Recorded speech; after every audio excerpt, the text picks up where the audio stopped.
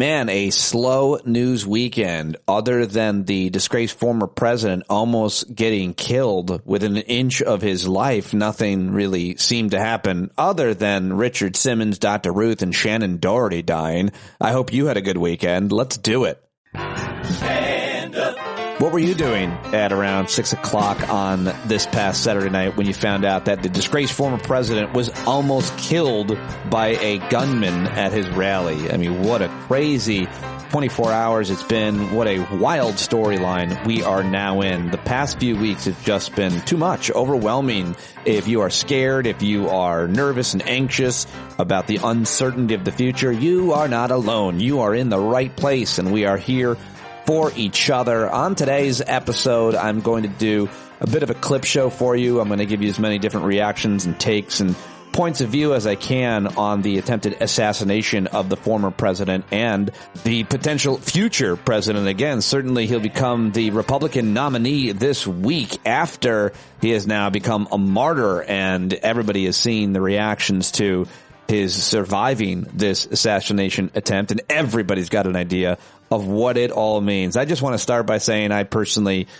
don't buy into any narrative around it being staged. That makes no sense to me. I would entertain your conspiracy theories as to how that would happen and who would be involved. And yeah, there's just no possible way to me. Right now, I haven't been hearing a lot of media outlets report that it looks like the bullet hit the teleprompter glass, which is what hit Donald Trump's ear and not the bullet itself. So I wish we could get that straightened out. But either way, Trump's going to say, I got shot, even if it was a piece of glass that hit him. Either way, it's horrific, it's tragic, and it's bad for progress and bad for democracy. I think there's no doubt about that this makes Trump a more sympathetic character, and different people in different circles, including Trump himself, calling for unity. Of course, you're seeing all kinds of different narratives start to play out and blame being made and put upon Democrats in their rhetoric. President Biden's rhetoric, I'll bring you some clips, of course, on that. This is coming from the same people who literally wear a pin of the exact same gun that the shooter shot Donald Trump or shot at him with, an AR-15. I mean, you got so many congressmen that are wearing AR-15 pins that appear in ads shooting guns and targets, etc. Obviously, I'm not going to buy that both sidesism.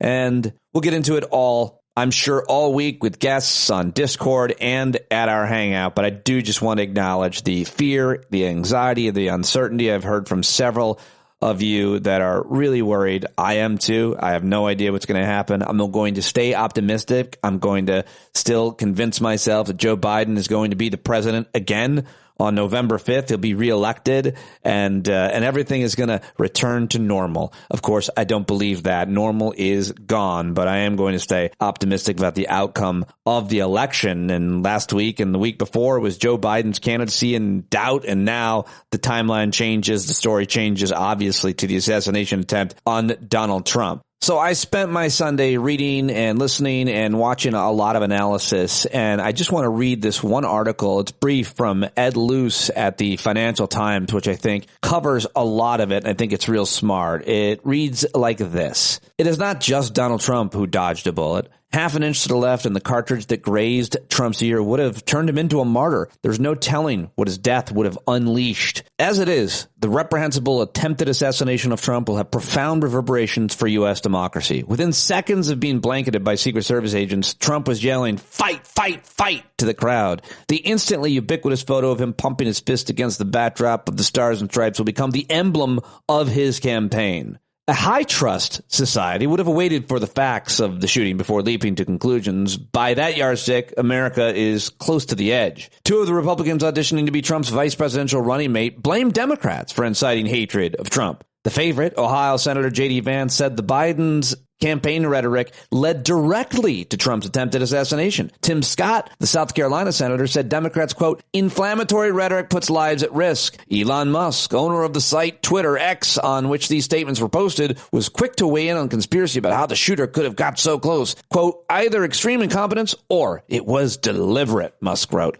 Many on the left were equally quite quick to claim that the shooting was staged or a false flag operation to boost Trump's election prospects. It is notable, however, that no senior Democratic official has yet fanned those rumors. The identity of the suspected shooter, a 20-year-old man called Thomas Matthew Crooks, offered little help. Though he was a registered Republican and an enthusiastic gun owner, he had made a small donation to a pro-Democratic group. It's plausible that, like most U.S. assassins, Crooks was acting alone and delusional. That will not stop political entrepreneurs from blaming the shooting on their ideological enemies. The biggest question is, what will Trump do with it? No honest accounting of America's fetid climate can ignore the fact that the former president himself, the country's most influential exponent of political violence, he described those who stormed Capitol Hill with knives and nooses on January 6, 2021 as, quote, unbelievable patriots. He mocked an attack on Paul Pelosi, husband of former Democratic Speaker Nancy Pelosi, after one of his own supporters smashed his head with a hammer.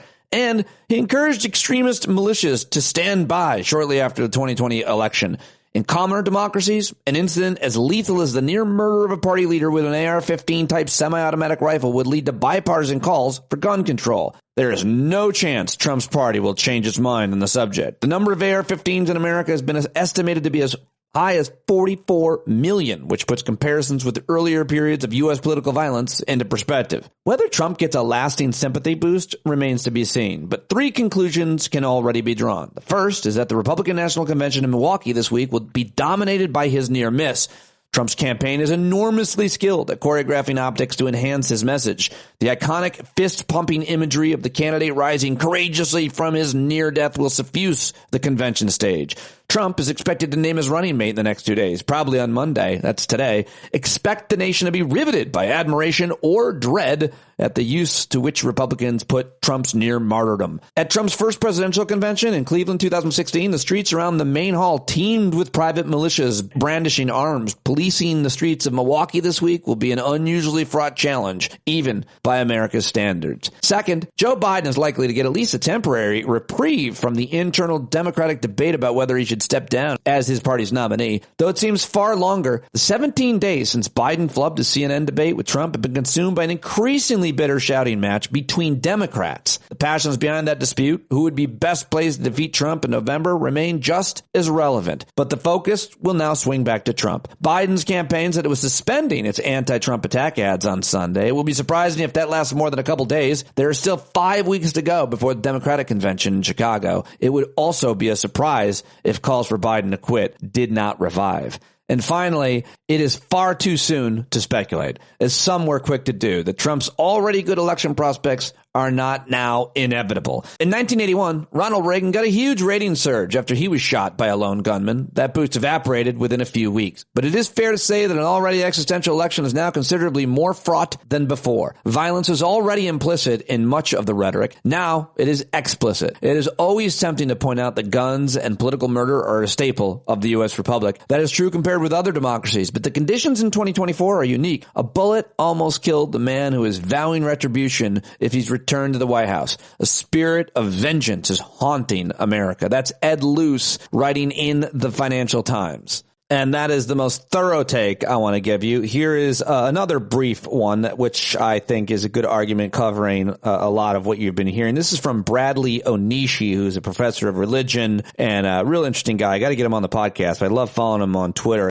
I think he answers a really important question for those of us who hate and are terrified by Donald Trump. He writes, why would those of us who see Trump as a fatal threat to democracy condemn the attack on him and all forms of political violence? Well, first, we condemn all violence. That includes political violence against Trump. We do so in the name of humanity and in the name of a democracy, a system in which we do not settle our political differences through violence, but through the expression of the will of the people. The will of the people is formed by persuasion, debate, dialogue, and negotiation in the public square. We contend, we disagree, then we decide by a majority. We don't duel or assassinate or war. We agree to share power.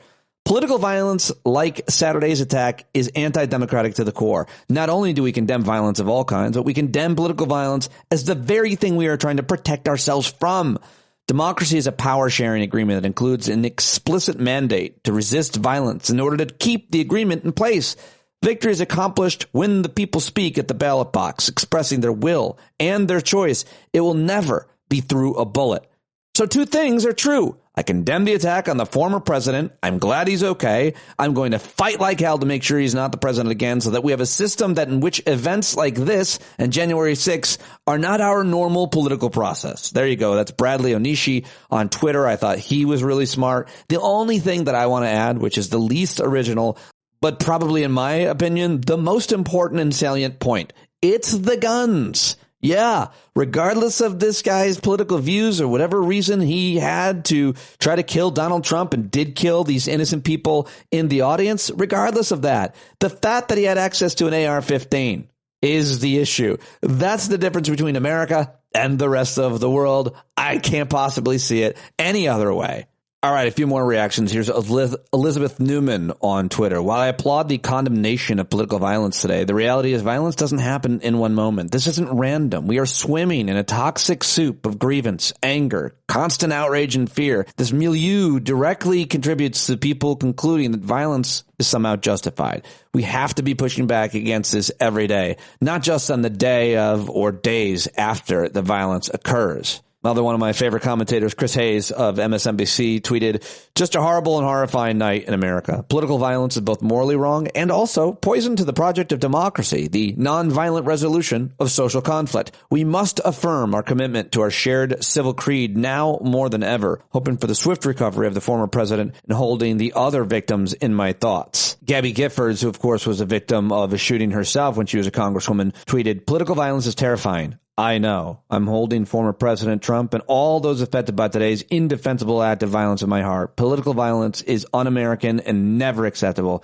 Never. And President Barack Obama tweeted, there's absolutely no place for political violence in our democracy. Although we don't yet exactly know what happened, we should all be relieved that former President Trump wasn't seriously hurt and use this moment to recommit ourselves to civility and respect of our politics. Michelle and I are wishing him a quick recovery. The only thing I'll say about Gabby Giffords and other people who are saying this is un-American is this is uniquely American, actually. Gun violence is uniquely American. It's as American as baseball and apple pie. And I think it's fair to say that you can warn against authoritarianism and fascism and deplore political violence. The one doesn't endorse or excuse the other. So I don't really like any of these arguments or the way they're being framed. But I have to go back to the gun issue. The shooter at the Trump rally fired as many as 8 rounds from an AR-style rifle while perched on a rooftop adjacent to the venue. And, of course, Shannon Watts of Moms Demand Action Gun Sense tweeted, there are no background checks required to buy and carry a loaded semi-automatic rifle in public in Pennsylvania. So I'm not sure what else we need to add to that part of it. And Blair Erskine tweets, there's not enough cocaine in the world for the YouTube video Don Jr. is preparing. There were a lot of jokes, and I'm for the jokes even in the moment. I wasn't making them, but I was definitely reading them and laughing at a lot of them. I'm not going to lie to you. But finally, Jay Rosen, journalism professor, tweets, the first 24 hours are ideal conditions for bad media. Number one, interest in the facts is off the charts, but there's only a handful of facts. Number two, bad actors fill the unmet demand. 3, political discussion silenced by civilitarians. 4, both sides bromides roar. And 5, memory itself said to be in bad taste. So just what to look for in the reactions after the incident Saturday and any future is always really important to be responsible on social media, of course. One tweet I saw someone tweeting right after was, don't tweet something that you'll get fired. Don't tweet something that you'll get fired. Sean Illing tweeted, every single serious problem in this country is rendered damn near insoluble by the collapse of consensus reality. And I thought that was really right on, because we live on in these different realities in Earth 1 and Earth 2, what we're hearing and what we're believing, what we're seeing. It makes it so hard for us to come together and agree on solutions to our problems when we don't agree on what is actually happening in the world.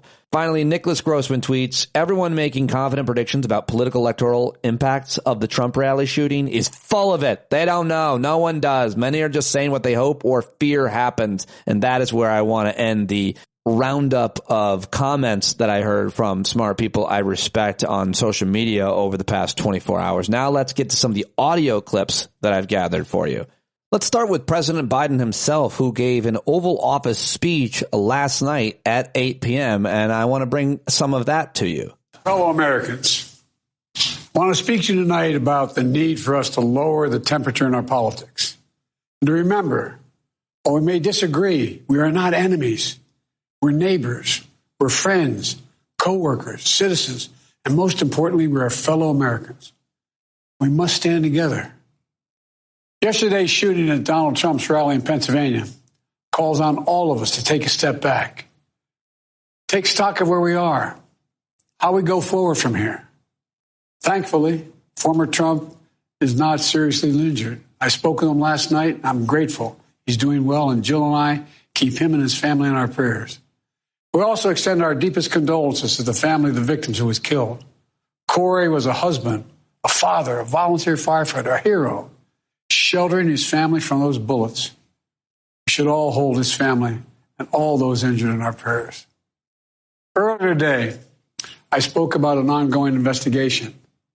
We do not know the motive of the shooter yet. We don't know his opinions or affiliations. We don't know whether he had help or support or if he communicated with anyone else. Law enforcement professionals, as I speak, are investigating those questions. Tonight, I want to speak to what we do know. A former president was shot, an American citizen killed, while simply exercising his freedom to support the candidate of his choosing. We cannot, we must not go down this road in America. We've traveled before throughout our history. Violence has never been the answer. Whether it's with members of Congress of both parties being targeted and shot, or a violent mob attacking the Capitol on January 6th, or a brutal attack on the spouse of former Speaker of the House, Nancy Pelosi, or information and intimidation on election officials, or the kidnapping plot against the sitting governor, or an attempted assassination on Donald Trump.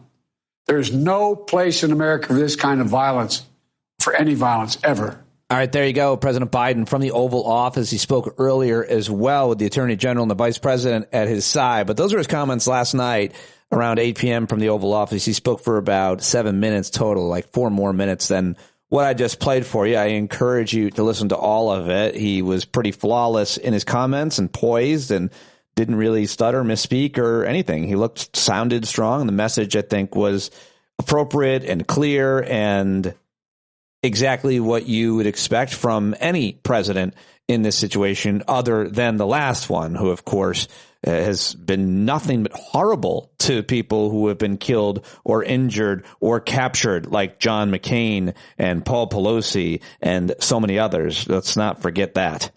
Not to mention his role in and comments around the insurrection on the day and days later, and as well as Charlottesville and so many of his rallies where he talked to encourage people, literally encourage them to be violent. So other than that guy, I think most presidents would give the standard speech that you just heard from President Biden, who I think it's fair to say, I don't know how you could criticize what he just said there, but I'm sure people will. But in terms of the delivery and the performance, it was pretty pitch perfect.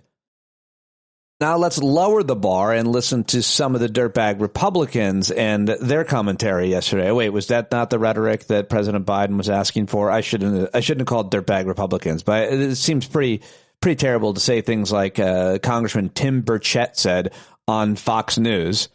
Same thing. How the hell did he get on top of that roof? If you look at the pictures, he didn't go through the top of the roof. There had to be a ladder or something. Somebody really dropped the ball. You've got a DEI. Basically, a DEI initiative person who heads up our Secret Service. She was working at Pepsi before this. I know she was a former Secret Service agent, but still, this is what happens when you don't put the best players in. It's a complete failure on our part. And as I talked to Chairman Comer last night, I stressed with him, everybody wants to follow the rules. We got a 72-hour rule before we can go a hearing. Speaker Pelosi never followed the rules. She suspended him our first day of Congress. We need to get to Washington, to hell with the convention. We've got to find out what went on, make sure that it never happens again. Okay, that's Tim Burchett. Now, he's talking about the woman who is the director of the Secret Service. Her name is Kimberly Cheadle, and he said that she used to work for Pepsi. Yeah, she was the senior director of global security at Pepsi, where she oversaw security protocols across the company's North American facilities. But before she was at Pepsi, guess what she did? She spent 27 years in the Secret Service, served in a variety of leadership roles. She even served on Biden's Secret Service detail when he was vice president. And so she is the second woman to ever lead the agency. But of course, that guy says she was only there because she's a woman, despite the fact that she was also a Secret Service agent for 27 years and the director of Pepsi Company's security. So it was just really terrible.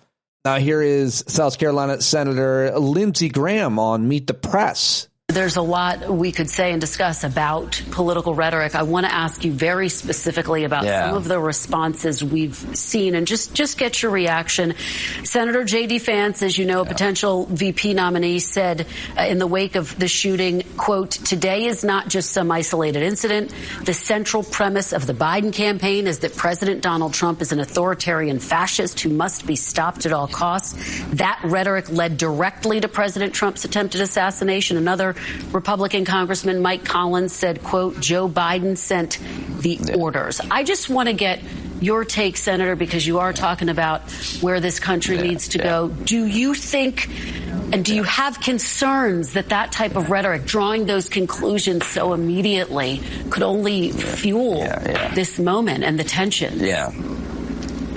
Well, there's a lot of frustration on our side about the way President Trump has been treated, but I'm just grateful today that he's alive. I mourn for the man who didn't make it, and, we'll have a chance here to talk about, what's best for America, but let's just today be grateful that our former president, political nominee, survived an assassination attempt, and I'll try to do better here. I don't want to go down that road right now.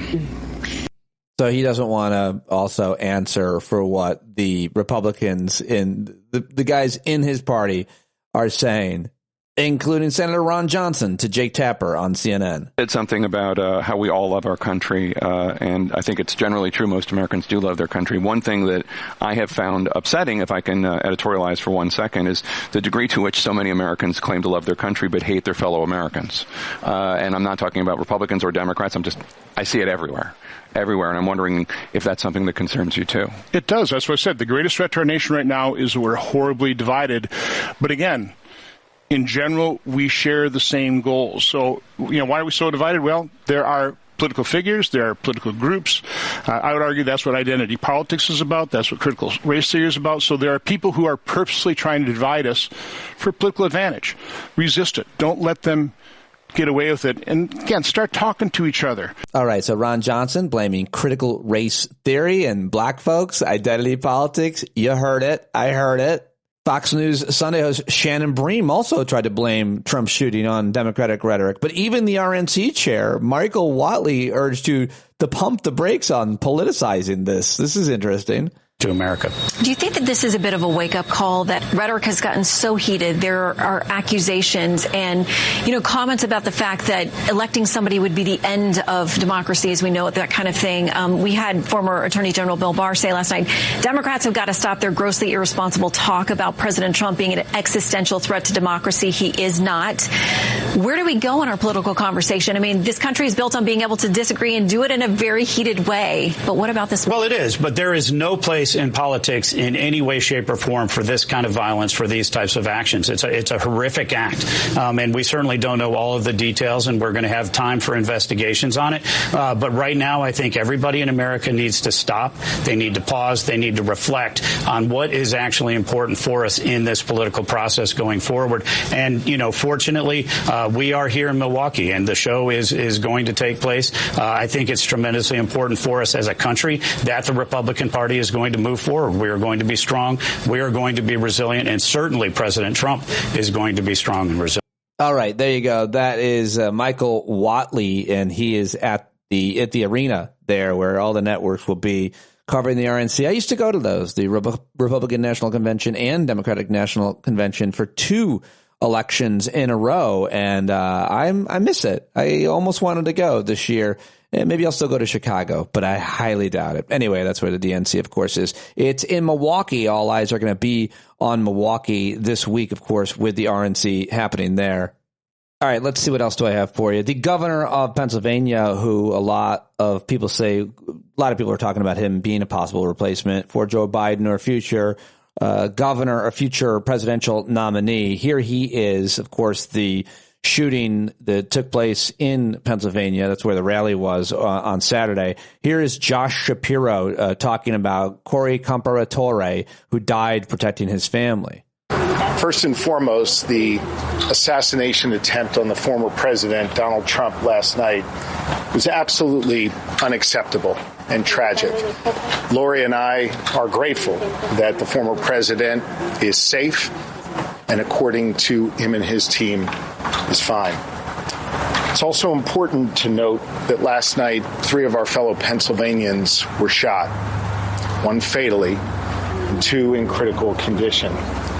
I've just spent time speaking to the families, and I want to offer my prayers and the prayers of all 13 million Pennsylvanians for the 2 individuals who are being treated at this time. We lost a fellow Pennsylvanian last night, Corey Comparatore. I just spoke to Corey's wife and Corey's 2 daughters. Corey was a girl dad. Corey was a firefighter. Corey went to church every Sunday. Corey loved his community. And most especially, Corey loved his family. Corey was an avid supporter of the former president and was so excited to be there last night with him in the community. I asked Corey's wife if it would be okay for me to share that we spoke. She said yes. She also asked that I share with all of you that Corey died a hero, that Corey dove on his family to protect them last night at this rally. Corey was the very best of us. May his memory be a blessing. All right, there you go. Oh, heartbreaking story right there from the governor of Pennsylvania. And, well, that is all the headlines and news bites I've got for you. I know I stuck just to that one issue the whole time, but I thought it was worth covering and giving you as many different angles on it as I could. And I hope that you will allow me to make a hard pivot to my guest in this really important issue, because we talked at the end of the week before, of course, the shooting occurred. We talked on Friday, Amy Littlefield and I, so we didn't reference, obviously, the shooting. We were talking about the situation right now with women's reproductive rights, and I covered some questions about her career in journalism. She's a very, very smart journalist. She's the nation's abortion access correspondent, focuses on reproductive rights, healthcare, and religion, and she's got a book coming out called American Crusaders, which is a history of the anti-abortion movement over the last 50 years. It'll be published in 2026. I'm very happy to have her joining me for the first time on the show. I hope you'll say hi to Amy on Twitter and read her and subscribe to The Nation magazine where she works. Ladies and gentlemen, the brilliant Amy Littlefield.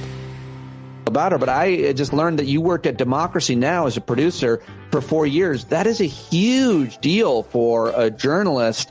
And I just have to ask you, what was it like to work with Amy Goodman and the staff at Democracy Now! I hope it was a great experience. Don't tell me she was a monster.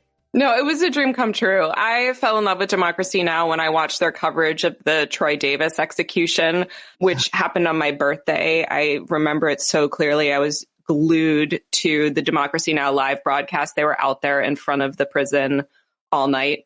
And it was so moving. And I just thought, I want to work for a show that is covering this in a way that no other place does.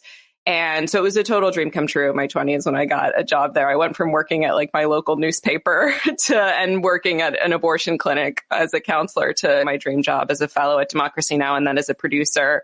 And the team there is just amazing. I think their Gaza coverage right now, in contrast to what is happening in a lot of the media around the Israeli war on Gaza right now, says it all in terms of how much we need independent media and need them. So I'm very proud to have that on my resume. They've always covered the Arab-Israeli conflict disproportionately in terms of editorially, how much time they spent, how much segments, how many people they talked to. And they've always been very critical of Israel. And I'm not going to say what that meant for them, but as a leftist progressive media outlet, they've always stuck with that and had people like Noam Chomsky and so many others as regular guests on. Let me just ask you, going back though, where were you when you were working at a newspaper and at an abortion clinic as a counselor? Where were you living? I grew up in Massachusetts, and so I worked for the Brockton Enterprise newspaper in Brockton, Massachusetts, home of Rocky Marciano. And yeah, there was a period of time where I was working for the newspaper. I had to work the Saturday shift because I was like the cub reporter. So I would go to my shift at the abortion clinic on Saturday morning and then clock in for the paper and cover whatever was coming over the police scanner in the afternoon. Wow, that's what a fascinating life. You're in your early 20s now. How did you? Yeah. I'm not in my early 20s now, Pete. I'm in my late 30s. But thank you so much for saying that. You have a great skincare regime. You look 22 to me, Amy. But at that point in your life, obviously. But why were you working in an abortion clinic, and what was that job like as a counselor? Yeah, it was amazing. Like, I got to talk with people right before they had an abortion. Like, part of my job was to make sure they were confident in their decision. So I got to hear all about the many reasons why people choose to have an abortion. And there's so much that goes into that choice and so much that goes into that process, even in a blue state like Massachusetts, right? And obviously, this was when Roe v. Wade was intact. I would say the most common thing that I heard from people was that they were doing this for economic reasons, right? And that always stuck with me. It sticks with me in my reporting now, is what if we lived in a country where people could make their choices based not on how much money they have and based not on time constraints and health insurance and, gee, I don't have anyone who would take care of this kid if I had it. Especially the healthcare issue, which you cover as well. Just that point alone, people are always going to struggle with the other things that you just said. There's no utopian society, although our wealth and inequality is ridiculous compared to so many other nations. The bottom line is when you have to worry about health insurance of pre and post pregnancy care, it's much less just general health insurance for a healthy person. Only in America do women especially have to worry about those costs. And it's just such a terrible situation, as you said. So wow, let me just ask you then, based on that. So you're talking to these women. Was it a Planned Parenthood or a different? It was the independent clinic. Yeah, I worked at two different independent clinics, one in Rhode Island, one in Massachusetts. Yeah. There are these things called, I think they're crisis pregnancy centers. They're anti-abortion, anti-choice facilities. So you must, as having had your role there and being open-minded and supportive to the woman, that's a different role at the crisis pregnancy center. You must have thoughts about what happens in those places with those quote counselors. Yeah. And actually the place where I used to work in Massachusetts, many years later, they had a crisis pregnancy center that developed this extremely sophisticated effort to really mask itself as the clinic. So they had a website that really looked like an abortion clinic website. It had questions you could click on about procedures at different gestational ages. Like, it had a very similar name to the abortion clinic. So there's this like really sophisticated effort to copy and that's the part that the deception is really the hallmark of a lot of those places, is the attempt to pretend that they are the clinic and then entrap people. How many, and I'm not trying to be funny, it's nothing funny about it, but like how many women go into the quote crisis pregnancy center thinking that it's like a independent or Planned Parenthood center, and they end up at some point something religious or something happens where they're like, I don't think this is the place I thought it was. Oh, totally. Why are you talking about God? Yeah. Totally. And some people will go, and the thing is, a lot of them offer free ultrasounds or free pregnancy tests. And so a lot of times people will go in for that reason and then realize like, oh no, this is not what I thought it was. When I've talked to people who went in there for that, to get that thing, they're like, I need that. But then often they're subjected to a bunch of anti-abortion propaganda and misinformation that could get in their way. I just got a note from the Guttmacher Institute this morning on the latest data about how enormously a lot of Republican-led states are funding these crisis pregnancy centers. That's another really important point. Not only do they outnumber abortion clinics, but they get huge amounts of public funding, including in states like Florida, where abortion is now banned after 6 weeks, or places that heavily restrict abortion that are pouring money into these often religious pregnancy centers. Public funding. Correct. That doesn't seem, I don't know the logistics of how these things work, but I hate to hear that, obviously. because these are not proper healthcare facilities or resources. They're tricksters. They're fraudsters, I think it's fair to say. Correct. So given everything that you've seen and that you've covered, how do you see, and that you cover religion and the intersection of it all, the anti-abortion movement or even the opinion? It's very easy to say these people just want to control women's bodies. I think there's a lot of truth to that. Fine. But a lot of people believe that are anti-abortion they're very religious. They're evangelical. They're taught that what they're taught. So the arguments to me, though, always end up being anti-abortion arguments always end up being religious in their roots and in their nature and throughout. Can you parse that? Is there any nuance about that, the way that you see it, given the context of your life and work? Yeah, totally. The part that fascinates me about that, and I've been working on this book that's a history of the anti-abortion movement, is trying to figure out the anti-abortion movement's success over the past 50 years has been the result of this really dangerous and highly successful alliance between people who are true believers, who tend to be religious, often Catholic or evangelical, people who believe in their hearts that abortion is murder. And this is their top issue, and they feel that they are trying to stop mass murder. This is something they really firmly, passionately believe in. And then opportunists, right? Political opportunists, largely in the Republican Party, who have figured out how to get elected, how to mobilize the base that they need to mobilize, how to make use of this issue. And what's fascinating is drilling into the flip-flopping of a lot of top people that we think of now as anti-abortion, right? Do we remember that Donald Trump once called himself very pro-choice, right? This is the guy who appointed the justices that overturned Roe v. Wade. Do we remember that Ronald Reagan signed a very progressive, at the time, pro-choice law when he was governor of California, and then went on to become this huge anti-abortion figurehead? They're political opportunists. They're making those choice for politics. I think the anti-abortion people probably know that they could care less about women or the issue, but they're the blunt instrument that they're going to use to get the work done. So it's a win, it would seem. Totally. And hey, look, with the decision to back Donald Trump, I would argue for them, it pretty much paid off. They've got a whole mess now with where to go from here, but they defeated Roe, and that had been their goal for years. There's plenty of people there's plenty, probably, I can't think of one off the top of my head, but evangelicals, Catholics, even them, like, I think Donald Trump's a piece of shit, but he did the thing that we needed done. So yeah, absolutely, I support him because I am anti-abortion.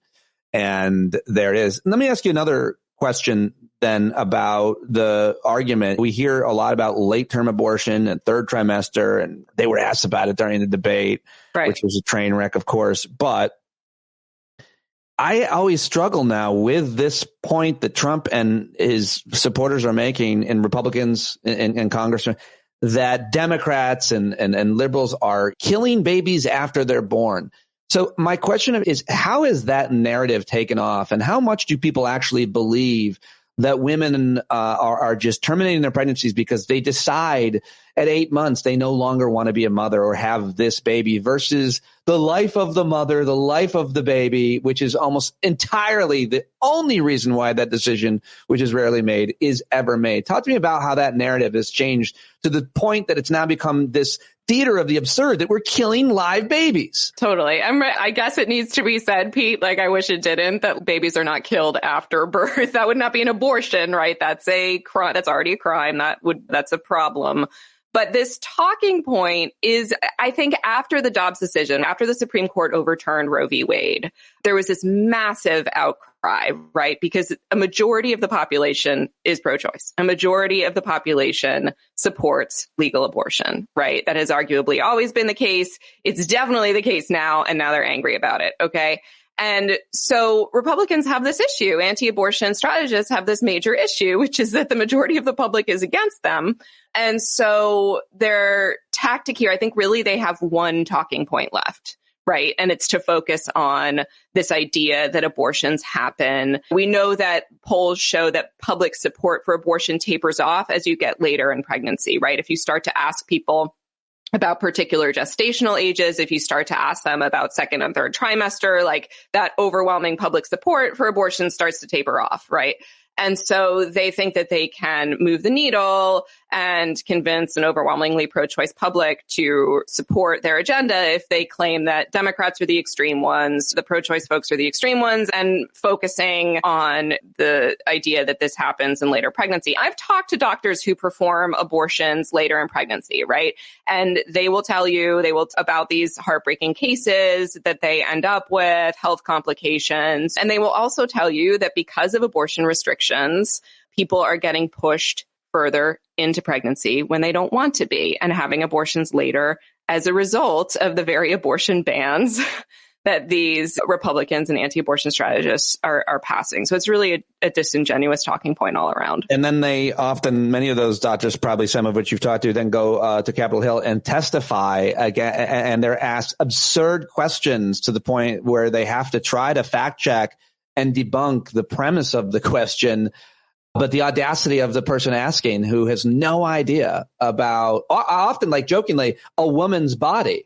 Including me. I'm not trying to be virtuous. I don't know, but that's why I don't make policy on it either, or act like I know more than the doctor who works on it all day, every day. I got to ask you your thoughts on it being such an important issue for the election. The conventional wisdom, and I agree with it, is it's the most animating issue.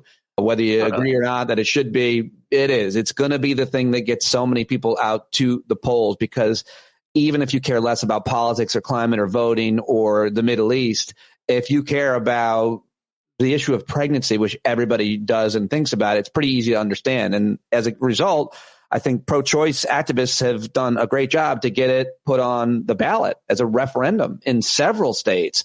And you were there in Kansas when they passed theirs shortly after Dobbs was overturned. It was the first state where it was on it. So what are your thoughts on how big of an issue it will continue to be, even with all of the chaos around President Biden and his future? What are your thoughts? Have they changed as a result of that? Or will on election day this be the thing that still drives a lot of people out, especially in those states? Yeah, totally. I think it's going to be like, I'm an abortion reporter. For me, elections are always about abortion, but I think now for everybody, they're about abortion. Everyone's caught up. Wasn't this always the main issue? I think the one caveat there is that we know that young voters were incredibly crucial in 2022 in the midterms, right? There was this big red wave everyone was expecting was going to happen. Republicans were going to crush the Democrats in the 2022 midterms. That didn't happen. And like a major reason for that was that young voters who are incredibly important on this issue came out. And I think I think that frankly, Joe Biden had an issue with those voters even before the debate, right? When he was up there not making a lot of sense and talking about his golf scores. I think he had a problem with those specific voters around the war in Gaza and around support for Israel. But I do think that in states like Florida, where abortion is on the ballot directly, you're probably going to have a lot of young voters who are interested, and marijuana is also on the ballot in Florida. Right. You're going to have a lot of young voters who are coming out to vote on those specific issues, who have an opportunity to vote on those issues. You also have... sorry. Have you looked at those crosstabs, those who are primary marijuana, where they're at on abortion? What's so interesting, I can't remember which state it was. There was one state, because there's been 7 abortion ballot initiative votes since the Dobbs decision, right? And there was one that also had marijuana on the ballot where like the numbers were just like almost exactly the same. Did they all pass? 7? All of them have gone for the pro-choice side. So some of them were anti-abortion initiatives that were defeated, and then some of them were pro-choice initiatives that passed. Interesting. Yeah. What does that tell us? Perfect record so far. Yeah. Again, I think Democrats have caught on late to the fact that abortion is a winning issue, right? Those of us who cover this issue or activists around this issue have been shouting about that fact for a long time. People, the American public is pro-choice. This is a winning issue. When people get the opportunity to vote on it directly, they tend to vote for abortion rights. So I think it's going to be hugely important, especially in states like Florida, right? Where, first of all, Florida is crucial as an access state, right? This is the state that was the destination for much of the South. There were more than 80,000 abortions performed there in a year. This is a state where people were already traveling from places like Georgia, Alabama. It was this funnel into which patients from the South were already going.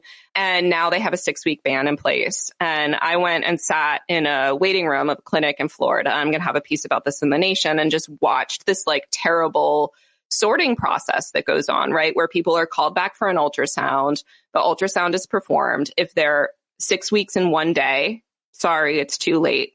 If they're 5 weeks, which is before many people even know they're pregnant, right? That's extremely early because pregnancies are dated from someone's last menstrual period. Then they've made it just in time and they can have an abortion after undergoing counseling and then waiting 24 hours. So watching people go through, and then there's this terrible thing that happens when someone finds out that they're 5 weeks and 4 or 5 days, and they're not sure if they want an abortion, and they don't have time to think about it, right? Because they got to decide now, or they can't get an abortion in their state, and they're looking at dropping over $1,000 to fly somewhere or to try to drive to North Carolina.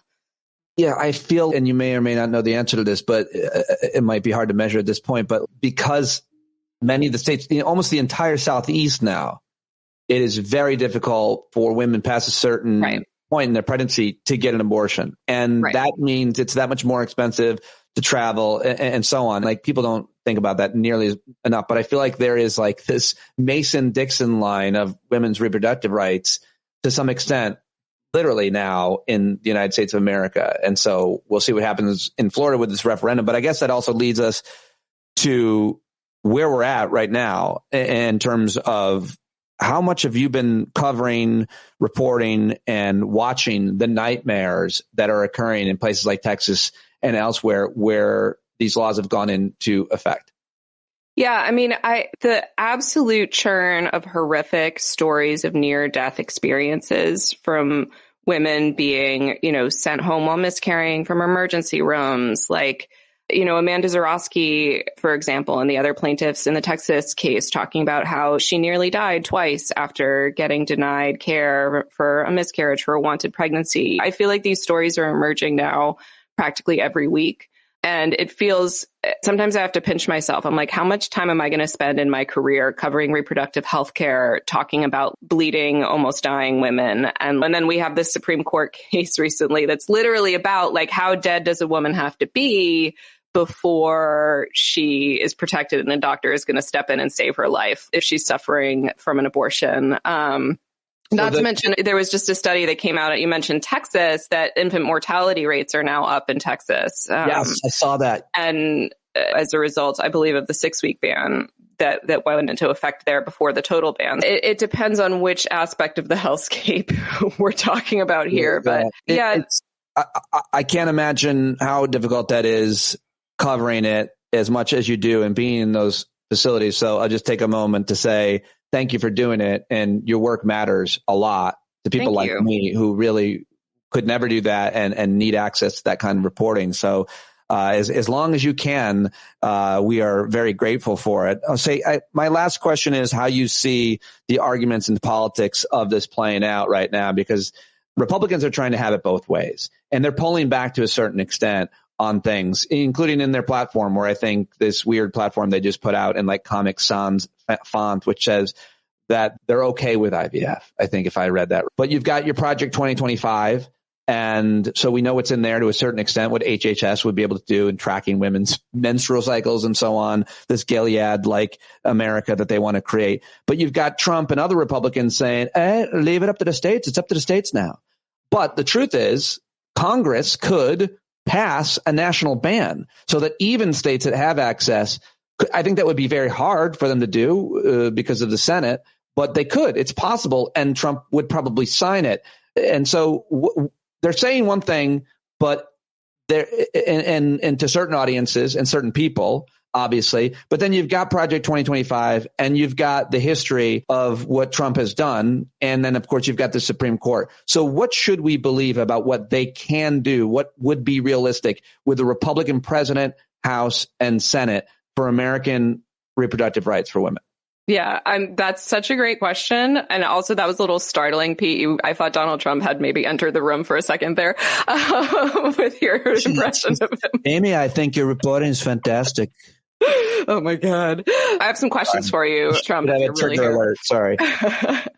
Look, make no mistake about it. They can and they would ban abortion nationally. And I know that the Republican platform that's just come out is being framed as like a softening of the issue.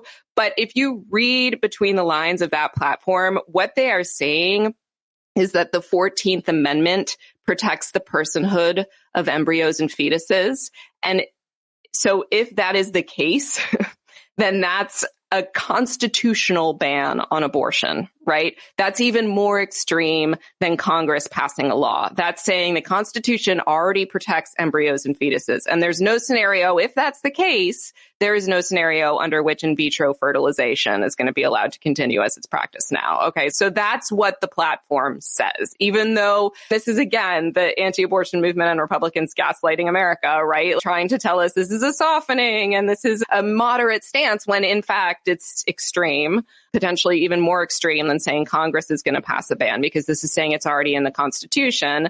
And then to really tell you what I think they're going to try to do, I have to take you back to the Victorian era, right? I have to take you back to 1873 and the Comstock Act and this anti-vice law that anti-abortion strategists are now trying to revive and to say is on the books as a de facto nationwide abortion ban that already exists.